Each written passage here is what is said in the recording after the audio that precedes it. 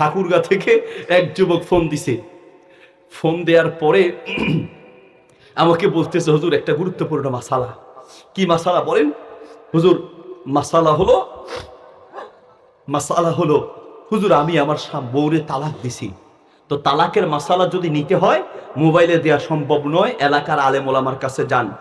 হুজুর যার কাছেই যাই সে নিজেই হুজুর বিপদে পড়ে, যার কাছে যাই সে নিজেই হুজুর বিপদে পড়ে এই তালাকের মাসালা নিয়ে। কেন?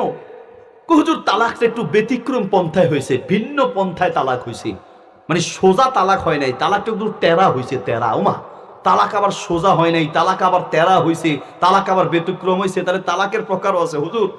হুজুর তালাকটা একটু ভিন্ন পন্থায় দিছি। কেমনে দিছেন? কয় তালাক দেওয়ার সময় বলছি তোরে তালাক, তোর মারে তালাক, তোর আব্বারেও তালাক, তোর 100 200 300 তালাক। তাই বললাম আর আসিল না তালাক গোডাউনে?